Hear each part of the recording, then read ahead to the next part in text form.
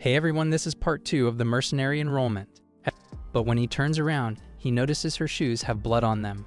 Jin enters Daeun's room and stitches her up, asking what happened. Daeun lies and says she tried to dodge a bike and fell down some stairs. Daeun begins to recall the times she tried to report the bully to the principal, but no one believed her, and the bully's mother lashes out at her. Asking for an apology and wanting to speak to Daeun's parents, who are dead, she starts tearing up. Daeun thanks Jin for helping her. As Jin walks out of the room, he can tell what actually happened. Jin decides to go out to the club where Kisu was staying, talking about his defeat to Jin and how they will get back to him with his friends. His sister calls telling him that she's dealt with Daeun.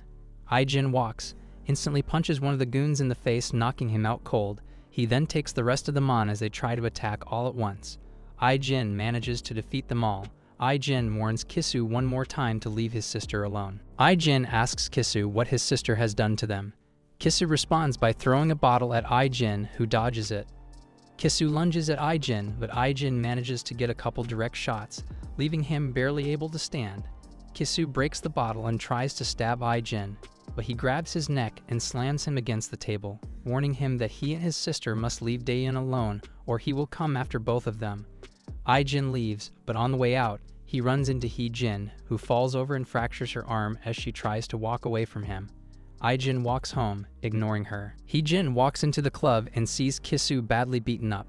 He warns Jin not to mess with Daeun again, and that if she does, he will personally beat up his own sister. Jin then has a conversation with his grandfather, who is disappointed that he cannot help Daeun as much as she has helped her. Jin confirms that Daeun loves him and tells him not to worry about Daeun at school because he will look after her, making Grandpa happy. We then see Kisu and Jin in the hospital with their parents, and he asks her why she snitched on Jin and lies about Jin hurting her arm when she actually fell over like the clumsy idiot she is. The bully's mother contacted the chief, who appears to be a mob boss. The chief considers this humiliating because he is involved in a high school fight. The chief goons pay a visit to Jin's house and invite him to accompany them. Jin remains calm because he understands what is going on. Jin meets the chief when one of the guys pulls out a metal bat. Jin grabs his arm and elbows him in the face while the chief looks on. As the other goon was about to swing, Jin closes the distance and punches him, slamming him to the floor. Jin manages to defeat both of the guys. The chief does not believe he is a typical high school student. Jin deflects the main punches before returning fire. Jin manages to knock the chief down. The chief informs the parents that their children have messed with the wrong person on the phone. Jin then goes to the parents' office, removing the guards and entering the room while everyone looks shocked. Family is surprised and confrontational. Responding to the question, Jin explains how he got into the office, yet Jin and her mother still believe they can threaten Jin with the authorities and their influence. However, the situation quickly turns around once Jin plays a video in which Daeun is being assaulted and extorted by Jin. It's also revealed to us that Jin had already snuck into their house to download proof of the siblings' crimes against other students and even proof of their mother hiring gangsters, which he now uses to blackmail the father, who wrongly assumes Jin wants money or an apology, although this isn't nearly enough to make up for Daeun's suffering. Instead, Jin demands that the siblings get taken out of Daeun's sight once and for all. The father promptly gives in and agrees to send them abroad, but attempts to trick Jin, who's having none of it, and leaves.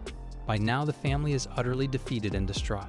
Once back home, he assures Daeun and Grandpa that he's fine and has gotten rid of everything, leaving Daeun confused until the next day when, whilst walking to class, she notices the other students talking about Jin and Kisu leaving the school. Speechless, she turns back to Jin, only able to muster joyful tears in her eyes as thanks. Jin's friend group has gathered in a karaoke booth and is wondering why Jin and her brother have unexpectedly left school. One of them, Lyong, seems to know that something bad has happened but responds plainly to the other girl's question, confirming that her departure was announced in class but that she can't reach her. She's definitely suspicious that Jin could be the cause of her absence since Jin previously texted her about ruining him. While Lyong is doubting herself and the other girls are talking about Jin, she appears and sits down to let them know the gist of things, but makes sure to keep what Jin did a secret, and when questioned about him and Kisu, she lies about it. Still furious on the inside, Jin voices her idea to attack Daeun and get her grandpa fired as revenge, only to find out that Jin is right behind her with his own plan of vengeance and an air of sarcasm. He wants to get in on the fun and mentions the video They deny it, but once he gets serious, they can't respond. Sitting in stunned silence, they must realize they're screwed. He taunts them twice more and then gets down to business. Meanwhile, her parents are visiting Gisu at the hospital, and he simply tells them she's gone to see her friends, much to the dismay of her father.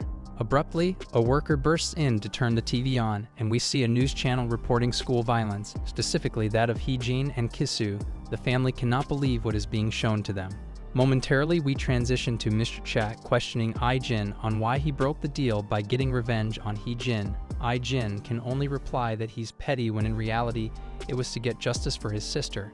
Mr. Cha doesn't believe that Ai-jin can get away with this. Nevertheless, Ai-jin is confident that he'll be the least of Inbei's worries. And here we get to see the beautiful final moments of the Kim family as they go down in flames. Eventually, Mr. Cha catches on to the fact that Ai-jin has already exposed Inbei, cementing his doubt about Ai-jin being an average teenager. Back in the classroom, Ai-jin is sitting alone as usual. He gets a text from Daein telling him not to worry about her anymore and instead to go hang out with friends. At the same time, Yongshin asks if he's free, so they start to make plans but get interrupted by Hyuk Shin-ju and Jae-dyong Lee, who bring up Kisu's absence and Ai-jin's part in it, saying he humiliated them so badly he made them leave. Clearly, they're impressed by Ai-jin's fight and are now acting all buddy-buddy, even wanting to take him out to celebrate, and after finding out that he already has plans with Yongshan, they just decide to join them, spooking Yongchang in the process. Shortly after, two new students walk in, famous rich girl Yona Sin and her bodyguard since childhood, Seokju Ko, the new big shots. Until recently, they were studying in America and have now come back to Korea, but straight away, there is tension between Seokju and Ai-jin. Unaware of who he is, Yona tries to get on his good side with a smile, but Ai-jin brushes her off. For now, Ai-jin's focus is on Yongshan, who mentions going to a game room, triggering a flashback for Ai-jin to where he was specifically trained to be a normal teenager, which requires understanding a gaming room and what other teens do there, namely playing League of Legends or PUBG, and it turns out the major's intel about this was correct, including practicing songs for the popular high school activity karaoke, surely his toughest challenge to date. By the end of the day, Seokju has gathered some intel on Ai-jin for Yona, but still isn't satisfied with the apparent coincidence that Ai-jin has miraculously appeared just before their own return to the school. Yona also seems doubtful that Ai-jin is Daeun's brother after supposedly being dead for many years. Ai-jin can be seen walking back home while receiving texts from the newly created group chat, since previously they went to the game room where even with the major's preparation, Ai-jin wasn't very good at all. On the other hand, Yongshan was popping off, finally earning some respect from Jae-hyung and Hyuk Shin just like Ai-jin had previously, albeit with a slightly different form of fighting. This Ai-jin didn't really understand. Daeun finds Ai-jin while shopping and asks him about his outing. He mentions going to a game room, and Daeun is relieved to hear he's made friends, but also didn't expect him to be into gaming. Likewise, Ai-jin is relieved to hear that Daeun has been enjoying school lately. They go home together and have a wholesome dinner made by Daeun. The smiles must have been such a stark contrast to Ai-jin's past life that he has a flashback to war. He also gets a checkup call from the major who, along with the other soldiers, jump to the conclusion that Ai-jin has already killed a man. Ai-jin quickly reassures them that isn't the case, and before ending the call, the major says they got his back if he ever needs it. In the meantime, the new friend group try to compare Ai-jin and Seokju Ko, swiftly deciding that Ai-jin couldn't compete with Seokju because there are stories where Seokju managed to take out a gang of 30 men, and on separate occasion a group of ex-military kidnappers. Cut to said individuals crossing paths. Seokju begins by questioning Ai-jin on his identity, and him having a hand in the Kim siblings moving away. Ai-jin tries to play dumb, however Seokju has already checked to confirm his backstory to be false. Yona isn't sitting by idle either and goes to find out some information her own way. Daeun is glad to see Yona again and also surprised to find out that she is in the same class as her brother. Yona starts the conversation about Ai-jin, and Daeun goes on to explain how they used to think he was dead but found out that he's actually alive half a year ago, which obviously came as great news, especially to Daeun's grandpa. Yona questions why Ai-jin wouldn't have contacted them earlier. She doesn't trust the apparent memory loss but plays it off. Daeun recollects how happy her grandpa was to find out and is sure Ai-jin is her real brother, going by DNA tests in his unchanged appearance, leaving doubt in Yona's mind. Yona also pretends she's romantically interested in him to avoid suspicion. Now going back to where the boys left off, with Seok-chu claiming that all Ijin's records are fake and Ijin denying the fact with such confidence that it throws off Seok-chu. Ijin continues to act cool and replies to his original question, further aggravating Seok-chu. In the afternoon, Seok-chu and Yeona are still investigating, not trusting the DNA test, but after finding out that Ijin had beat up the school bullies twice, they decide that themselves likely aren't the target of Ijin as he isn't laying low, but that instead there's still a possibility of Ijin being after the grandpa's large sum of insurance money, therefore worrying Yeona of the potential threat to Daeun. They go shopping in the evening and Daeun tries to ask Ijin about his past, but he can't share much, and even if he wanted to, it wouldn't be uplifting, so he gives a very vague response, and she jokes about it. She also talks about Yeona in a very innocent and positive light since she has only had pleasant experiences with her, whereas Ijin has been put on edge by Yeona and Seok-chu, leading him to be puzzled by the question of his relationship availability. Unlike Yeona's perspective, we can see that Ijin really does care for Daeun and their grandpa, celebrating grandpa's birthday with gifts and smiles, only to be disrupted by the aforementioned Yeona asking to meet with Daeun nearby, causing suspicion in Ijin. Ijin is busy researching Southwest Court when Grandpa tells him that he's going to go check on Daeun. Ijin insists he should instead and heads out. For now, Daeun and Yeona are creating small talk, just chatting about studying abroad, but that isn't the real reason Yeona dropped by.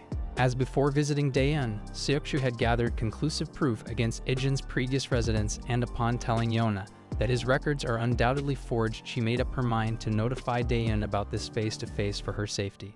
Well, that was the plan, but she can't bring herself to reveal the truth and ruin Daeun's smile and this precious moment. In the distance, Ijin is approaching to check on Daeun until Seok-chu stands in his way and tries to convince him to give them some time. Suddenly, Van Koon heads straight for Ijin and Seok-chu, barreling through them and heading for the real targets. A dazed Ijin catches a glimpse of Daeun being kidnapped, sending him bolting after the assailants, but to no avail. The vehicle has already escaped with the girls, leaving a murderous Ijin and Seok-chu to turn on each other. Thinking the same thoughts, they quickly realize neither of them are to blame, so Seok-chu calls for backup while Ijin goes to find his sister with or without any help. Slowly, Seok-chu begins to trust him a little. Interestingly, Ijin's first move is to head to Miss Cha, the same gang boss he previously beat up. On an important side note, we are introduced to Yeona's cousin who has just been informed of her kidnapping, yet instead of acting like a normal sibling, she's at ease and even seems delighted that Yeona could potentially die. Returning to Ijin and Seok-chu, Ijin wastes no time in asking for intel on the fresh kidnapping. Firstly, Miss Cha defends himself, saying you wouldn't catch him going against Southwest, and also denying Ijin any help. Then peculiarly, Mr. Che changes his mind once Ijin mentions that his sister has also been abducted. Reluctantly, Miss Cha tells him the rough plan and whereabouts of another gang who accepted the job he refused. Outside, Ijin has borrowed Miss Cha's motorcycle and Seok-chu thinks Ijin is being rash going off on barely any info. Ijin explains that unlike Yeona, Daeun won't have the luxury of being kept alive until a deal happens. Seok-chu has no retort to this and decides to join him.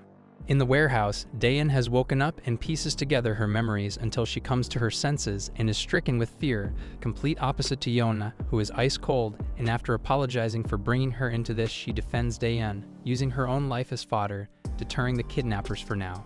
Ijin and Seok-chu arrive at the location after additional help from Mr. Cha and confirmation from Southwest Security. Once again, Seok-chu wants to wait for reinforcements, but Ijin is already walking off toward the enemy. Ijin stealthily takes out the lookout guards and drags them out of sight. Seok-chu does the same but still can't believe how professional Ijin is and asks once again, "What are you?" Ijin hits him with his classic response, refuses to elaborate, and walks off again. If you guys want part 3, please consider subscribing and liking the video. Thanks.